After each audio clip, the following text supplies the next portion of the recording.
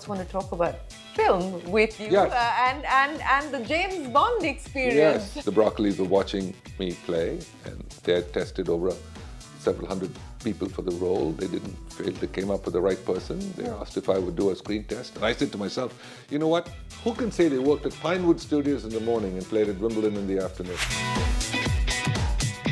We all felt, traumatized by a loss, And then, of course, when you go out in public, they remind you of it. And they tell you, how could you lose that match? Sure. You were leading. You destroyed me and my family. We were watching you till the cows come home. And and only if you worked a little bit harder, you could have won that match, Those kinds of things come at you. And even to this day, 30, 40 years later, people are reminded of matches that were lost. Trying to get over it is where today we have a lot of those mental issues that have taken a hold of sport. So many people with mental health issues and so on from sport, because it is the highest risk startup ever that I've ever seen. It's been the greatest privilege and honor to have represented India for such a long period of time, because wherever I played, the flag was flown. Wherever I played, the anthem was sung. And that feeling can never ever leave you for the rest of your life. I've lived overseas for 45 years, but I still carry my Indian passport. You haven't given that up? No, I'm Indian, and I will always be Indian. It's a feeling that is within me, and it can never go away. Everyone has an inbuilt resilience in them, and a determination, a dedication, a discipline, a desire that is burning in there, and we just have to find it. Male, female, young or old, it doesn't matter, and you can find it at any time. Muhammad Ali and I were appointed by Kofi Annan when we worked together as messenger of peace for the UN. He said, the service you do for others on earth is the rent you pay for a room in heaven. Since independence, collectively, we have won less medals than one American athlete. Yeah. One guy has won more than all of us put together since independence. Yeah. The commitment from the athlete needs to be total. Forget about your friends, forget about your education, forget about your family, forget about everything that you like in life. And when you're 17 years old, boy or girl, you can't have another girlfriend or boyfriend.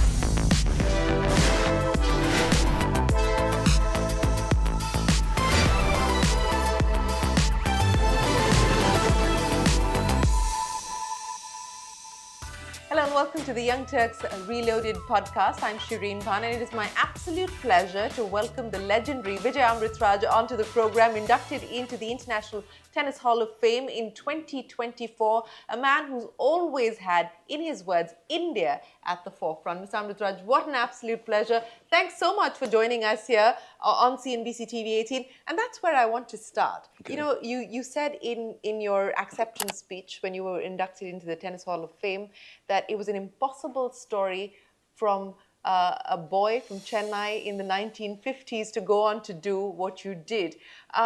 As you look back today, what do you think made it possible?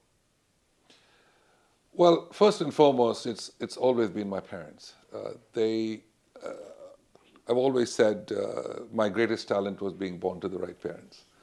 And I was ill growing up. I had issues with my lungs and my breathing capability. I was in and out of hospital frequently, and I've had IVs in me for a period of time, all kinds of medication.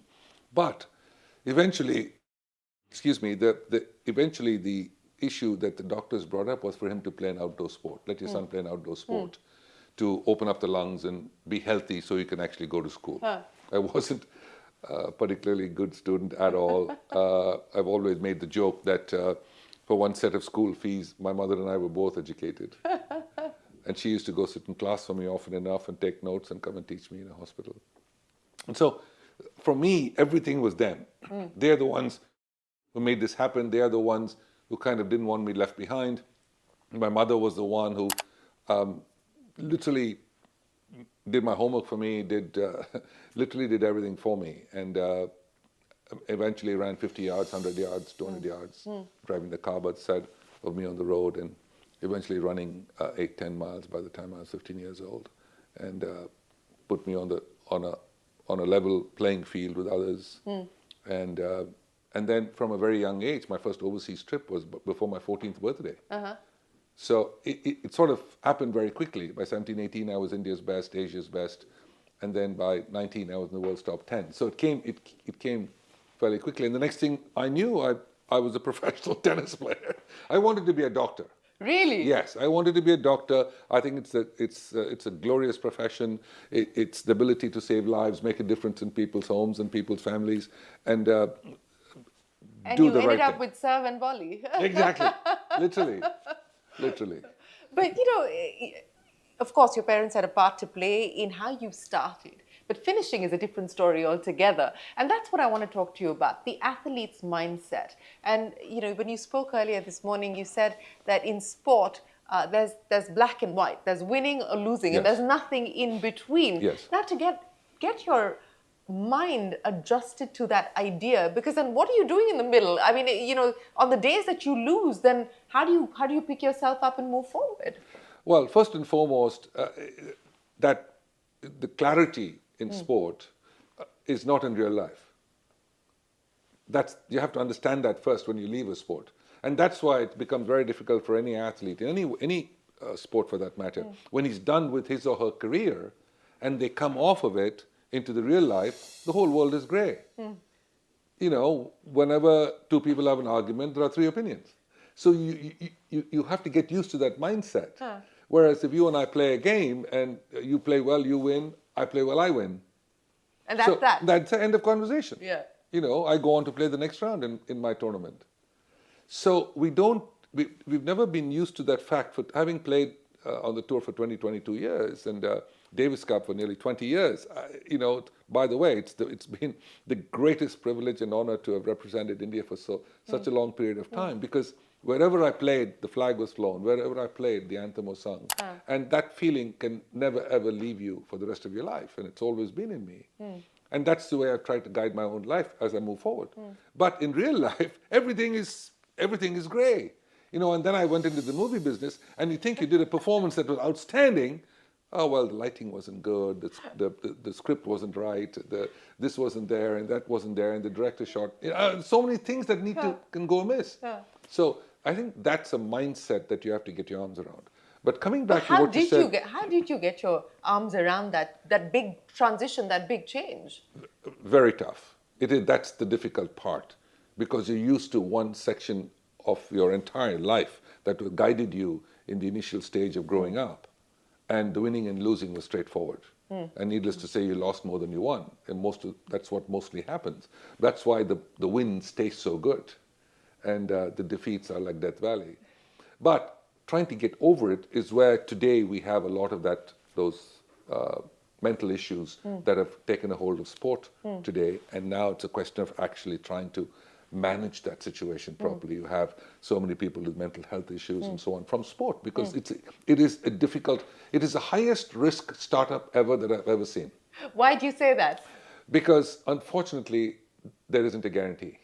You can flood it with money, you can flood it with all kinds of talented people to help you, you can do all kinds of things, but at the end of the day, it's like getting the horse to the water.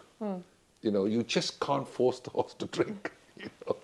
And so I always said to my kids, when my son wanted to play tennis, and wanted to play tennis on the professional tour, I said two things, the good news and bad news. The good news is I'm your dad.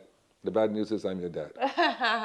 So he would have always had that hyphenated existence. It is. And I can teach you to play good tennis, but it's very difficult to teach that person to win. It has to come from within. And if you don't, you work at it, and you work at it, and you work at it, till you get that opportunity to be able to win. But who taught you to win, or what made you desire winning? Because I go back to an anecdote that you narrated where you talked about this Davis Cup match where you were basically told that, look, you're done for if you continue to play, and you're going to end up in the ICU. And you said, no, I'm going to play this out. And you went on to eventually win that match.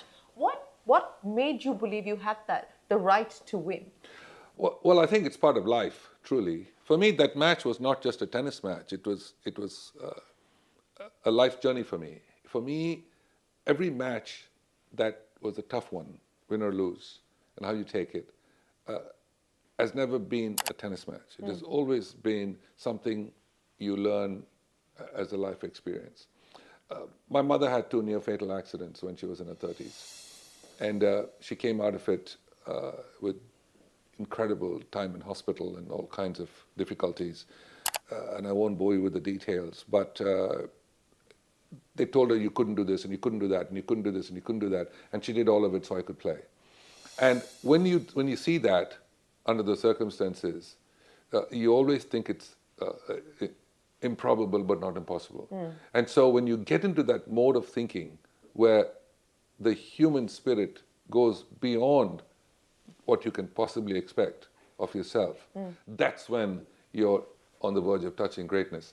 In anything that you do, and in sport it's clearer, because you can come off that giving it your all, and you might not win. Now where do you go from there?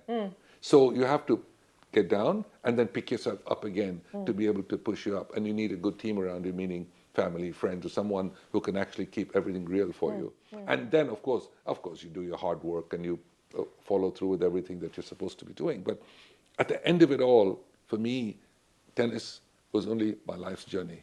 It taught me about myself. It taught me who I am. It taught me what I can do and how I can ask more of myself to make me better and to make the people I deal with better. You know, you talked about the fact that we're going through this period where we're seeing competing athletes today, including tennis, talk openly about their mental health issues, deal with their mental health issues. You know, I'm sure that you probably didn't talk about it, but it wasn't as if it didn't exist when you were playing and you were on the tour. How did you cope with that? And what do you believe is the way forward as we talk about what's happening today? You're absolutely right. And I think there's so many things at an early age that we didn't discuss. Maybe not for want of it being made public, or not for want of... But there was a stigmatization to being vulnerable, right? Yes. The simple answer is yes. But I think you also didn't quite understand what it was. You know, we all felt, traumatized by a loss. You know, and then of course when you go out in public, they remind you of it. And they tell you, how could you lose that match? You know, you were leading. You know, you destroyed me and my family. We were watching you till the cows come home. And and only if you worked a little bit harder, you could have won that match. You know, those kinds of things come at you. And even to this day, 30, 40 years later, people are reminded of matches that were lost. That were lost. Exactly. So I look at it and I keep thinking to myself, you know, when they actually get very emotional about it, people do get very emotional about it. And I always say, people, when did you slap the guy? And well, not quite. I think he was doing it, or she was doing it, because they were passionate about the way I played, and they were passionate about my winning. And that's the reason they were very much a part of my growing up. So even in my Hall of Fame speech, when I said, you know, from the Lubbock, Texas, and Des Moines, Iowa, and from the little towns to the big cities, you know, the Indians were in my corner, morning, noon, and night. And they made sure I won. Yes. And you called it the India Day all over again. Yes. But what does India mean to you today? You know, you've built a life. You've been outside of India for what, over 4 decades now. So what does India, as you look at it today, mean to you?